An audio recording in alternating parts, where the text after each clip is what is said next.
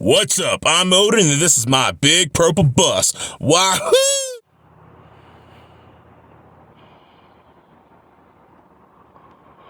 Oh yeah. Oh yeah, let's go explore space together. Wait, this is ice cream? You're not ice Ooh.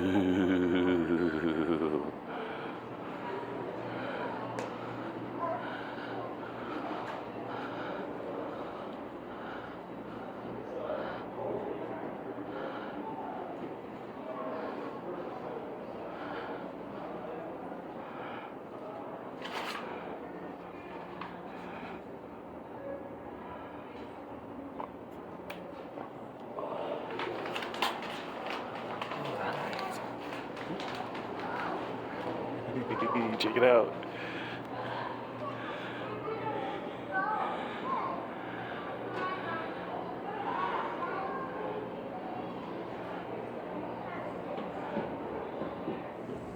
I couldn't even fit in that suit.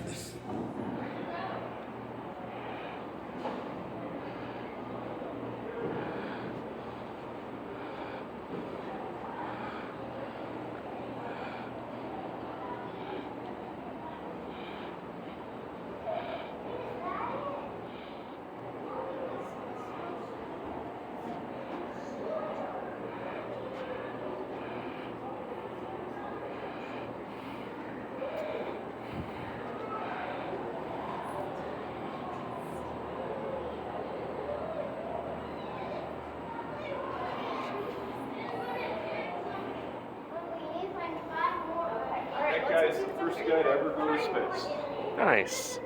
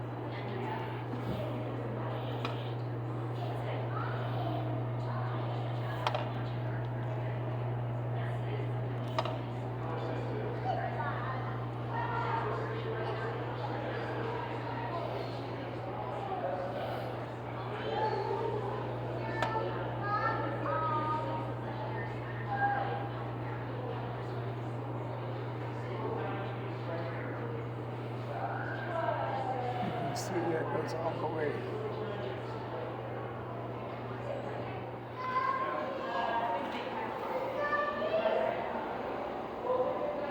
Have you guys seen the coolest music?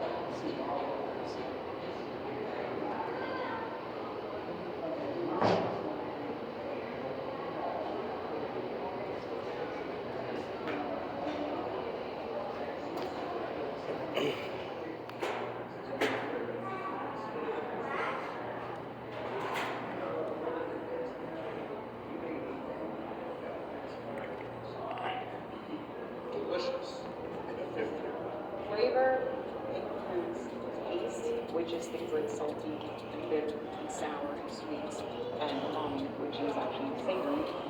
And it's also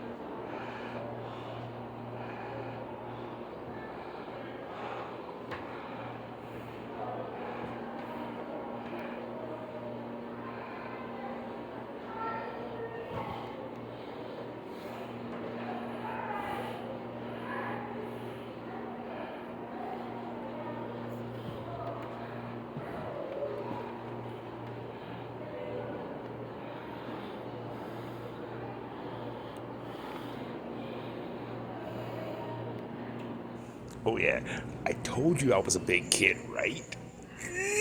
Check this out. Oh yeah, we got a straw. Let's get some fins. You know me, I'm gonna try to get the purplest ones.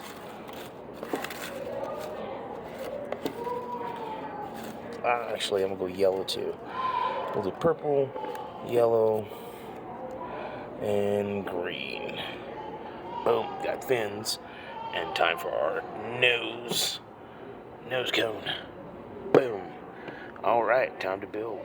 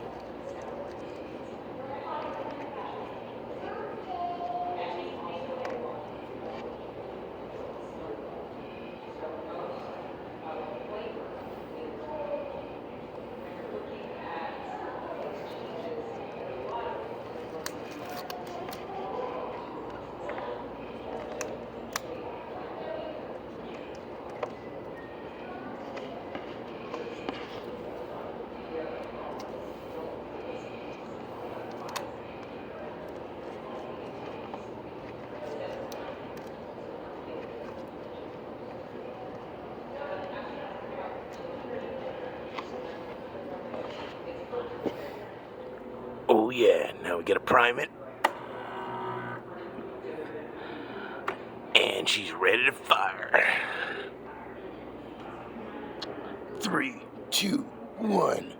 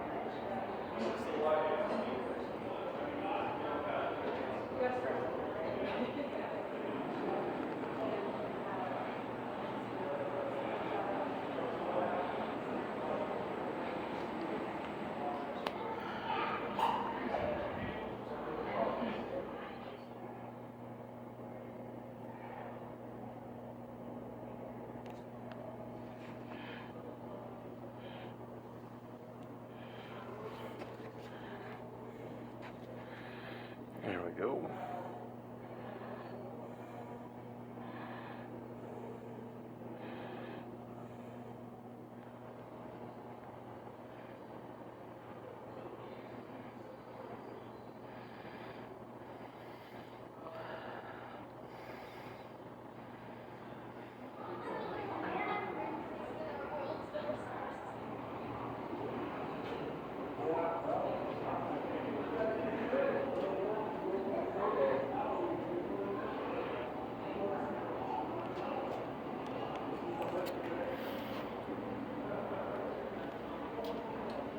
Launch in December 2025 to land on the moon. That's the current plan. It might slip a little bit, but it won't slip a lot. They're still working on the lander. And how did the moon form? The best theory, this is just a theory, is that a planet the size of Mars smashed into Earth a long time ago and basically ripped it in two. And the big part became Earth and the small part became the moon. And they think this because of the orbit and the way the orbits of the moon and the Earth are working, but also because the composition of the moon, not the core, but the surface composition of the moon, is structurally identical to the composition of Earth, unlike Mars, Venus, and the other planets. And so the moon is made out of the same kind of stuff that the Earth is made out of. Now, we're going back to the moon. We're going to the moon. In 2024, there's going to be a launch, late November, early December 2024. There's going to be a launch, Artemis 2, which is going to take astronauts up into space. They're going to go around the moon, they're going to orbit the moon, and they're going to come back. They're not going to land, so they're going to orbit the moon and come back. And then the plan is, and there's actually, the countdown clock has actually started for that launch. The plan is that the next launch, December 2025, which is only a little more than 2 years away, people are going to land on the moon. And they're going to, it's the first landing on the moon since 1972. It's been more than 50 years since anybody landed on the moon. Now, people have been thinking about landing on the moon for a long time. There's like a 10-minute silent movie that the French made. It's dated like, I don't know, 1907 or something like that. It's a really old movie called A Trip to the Moon. You can watch it on YouTube. And it shows a bunch of engineers and scientists hopping in a spacecraft that they built and going to the moon and coming back and being chased by moon aliens. It's kind of a fun little silent movie. It's a fun little 9 or 10 minute silent movie. In the past, now these numbers, if you can see the numbers on your side here, the numbers represent the Apollo landings, like Apollo 12, 14. The letter S6 is Surveyor, like Surveyor 6. Those are unmanned landings. So they're all like kind of in the center on our side of the moon. This is our side. This dark part is the part that we see of the moon. It's not the back side of the moon. And they've all been kind of geared mostly to the center. So you'd think if we're going to land on the moon, we'd land somewhere like in one of those seas, in one of those center regions, maybe somewhere near where we landed before. But in fact, that's not right at all. We're going to land on the South Pole. And you see that white in here? That's ice. That's water ice. We're going to land near the South Pole of the moon. And why would we want to land on it? And so that white there, that's ice. That's actually pure ice. Like the ice on Mars, there's ice on Mars too, but it's mixed up with methane and other stuff, and so it's not pure. But the ice on the moon is actually pure. It's like pure water, it's solid water. And there's a lot of it, not like an ocean's worth, but a fair amount. And so they want to use the water. They want to use the water for, who knows, drinking. You could also separate the oxygen and hydrogen and use the oxygen or the hydrogen for rocket fuel. So they want to be a place where they can use the resource. And there's another thing. The south pole of the moon is also, it's like lit almost all the time. It's almost always in sunlight because of the shape of the moon. And so they're going to put solar panels there. And so you want to be in the sun for the solar panels. And then the third thing is that they think that the south pole of the moon has a lot of flat surfaces. They want to build buildings. They're going to convert the south pole of the moon to be what the south pole of Earth is. South pole of Earth, nobody lives on the south pole of Earth. They go to visit. They go, they're scientists, they do some experiments, they hang out a few weeks, then they come back after their experiment is over. And that is what they want to make the moon like. You go visit. Now this is true color. This is not like a black and white photo. This is actually the true color of the moon. And this was from one of the later Apollo missions. It's gray, and there's this material called regolith, which is like a dusty dirt that sticks to you, that covers the surface of the moon.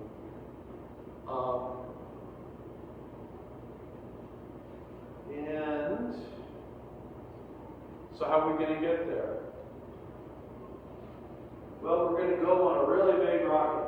And so let me actually split this screen off here. Okay, let me do the rocket first. See if I can both sides can see. Yeah. So on the left is what the Saturn rocket looked like that took the Apollo. And on the right is the Artemis Space Launch System, which is the new rocket. And the new rocket is actually a little bit smaller, but it's a lot more powerful. We have a real rocket engine in the corner over there that puts out 25,000 horsepower. It's for an upper stage of an Atlas. These boosters on the bottom, each of these engines has 250,000, so 10 times more powerful. And it's roughly 3 times taller than that. And there's a bunch of boosters on the bottom. So we're going to go in this very powerful, slightly smaller than Apollo, but very powerful rocket called the Space Launch System.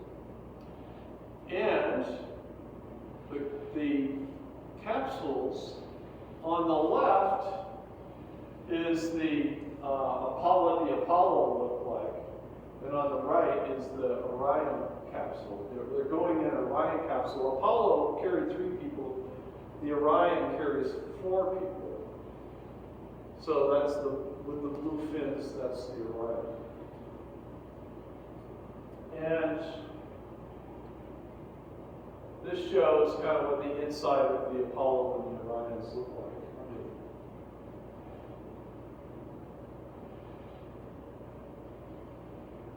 Now, Artemis 2, remember, is going to go with people around the moon and back. Artemis 3 is going to land on the moon. Artemis 1 already launched. It launched November of last year. And here's a video of it. And it did the same thing as Artemis 2, but it didn't have people. So it went around the moon, orbited the moon a few times, and came back. And this is the launch from November 2022 of Artemis 1.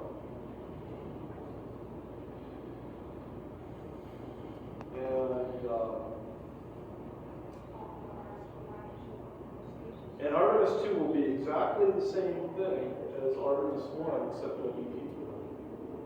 And Artemis 1 took pictures from the backside of the moon, and here you can see that's Earth in the background, the moon in the foreground. Right there. That's from Artemis 1 picture.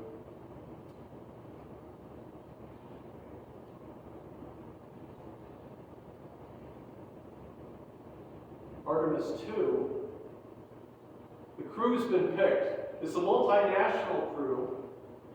The guy on the left here is actually Canadian. The rest are American. But the Artemis program is a multinational program with a lot of countries involved. Japan, the UAE is involved. India is involved. The two countries that are not involved are Russia and China. China has got its own moon landing program, and it intends to land in 2030. And so here, in this case, the crew captain is actually a Canadian for this Artemis 2 mission. Now, they're not just going to go from Earth to the moon. They're going to go to a space station that's going to orbit the moon called the Lunar Gateway. And that Lunar Gateway is,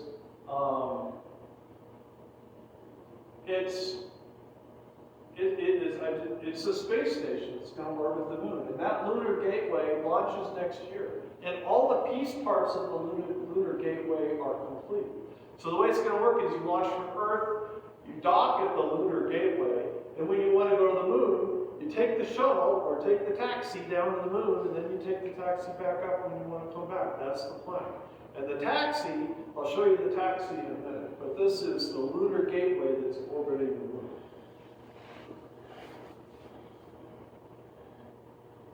But I called it a taxi. It's more like a truck. The first one. So here on this, the one that looks like the spaceship. That's the Starship. That's the SpaceX Starship. And if you look really carefully on the bottom here, these are full-grown people. These little down here, these little guys. Those are full-grown people. So that's the size of the rocket that's going to land on the moon in 2 years. That's the size of the rocket, which is huge. Here, these are people. These are full-grown people over there. So this is like 140 feet tall, something like that. It's a rocket in itself. And not only that, it's a refuelable rocket. And it can go anywhere that there's a rocket gas station. If you can find the fuel, you can go. You can keep going. And so the idea is they're actually going to put a rocket gas station on that space station that goes around the moon, the Lunar Gateway. They're going to have fuel up there for this thing to refuel. Now there's another lander here that looks a little bit more traditional, and that one's being built by Blue Origin, and it's going to be an alternative, but it's 5 years down the road, so it's not the first rocket they're going to land with. The first rocket they're going to land with is that one. And it looks just like we see on the movies. It's going to, land vertical, and it's going to go up vertical. It's just like you see in the movies. But the question is, why do you need such a huge rocket to land on the moon? They did it with these little landers before. Why do you need something huge? Well, the reason is they're going to build, like I mentioned before, they're going to turn the moon into the South Pole, something like, just like the South Pole of Earth. They're going to land, they're going to be building buildings. They're going to be putting up solar panels for electricity. They're going to, and so they're going to actually literally be bringing construction equipment down to the surface of the moon for doing this. And to do that, you don't take a taxi to haul a crane, you take a big 18-wheeler. So you need a big rocket to carry all that stuff down. So that is why they need a big rocket. And it's not like that we're going to have a human settlement on the moon, because there's no real human settlement on the South Pole of Earth. We're just going to have a place where people, there'll always be somebody on the moon. They'll go there, they'll do their experiments, and they'll come back. And so they'll be replaced by someone else. Now, this is all part of the Artemis program. And Artemis, by the way, was the twin sister of Apollo. So the first landings were the Apollo mission. Artemis was Apollo's twin sister. And Artemis was an expert archer. And Artemis always hit her target wherever she aimed her bow and arrow.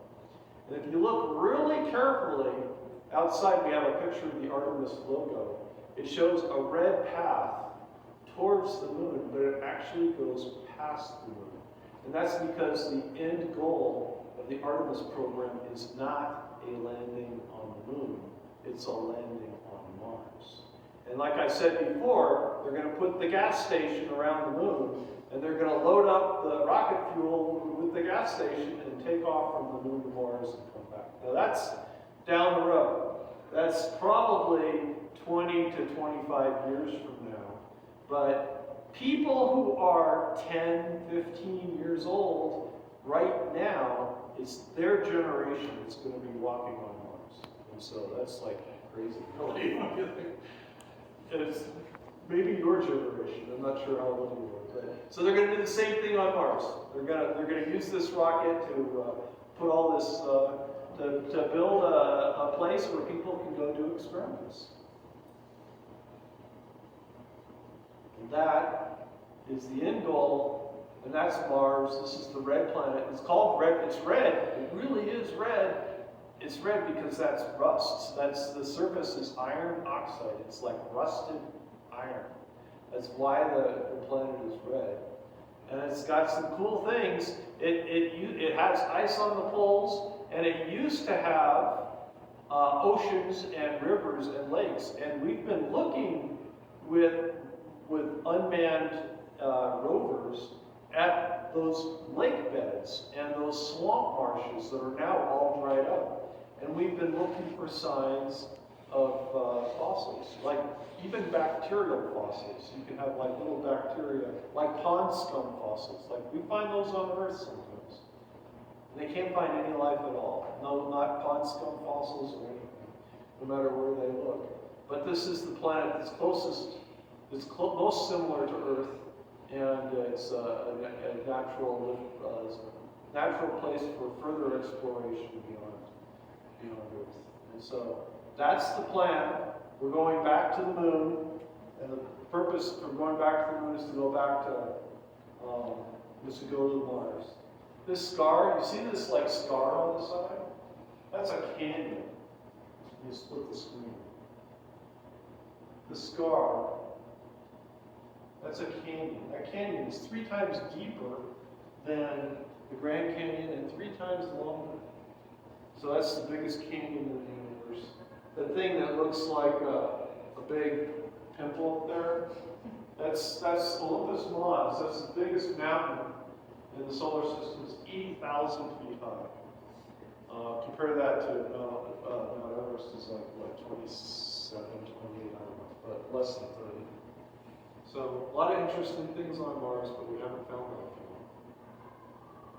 And so that was kind of the purpose of this talk, is just to let you guys know that pretty soon, in just a couple of years, in 1 year, people are going to be orbiting the moon for the first time in over 50 years. In 2 years, maybe 2.5, because it might slip, they're going to land.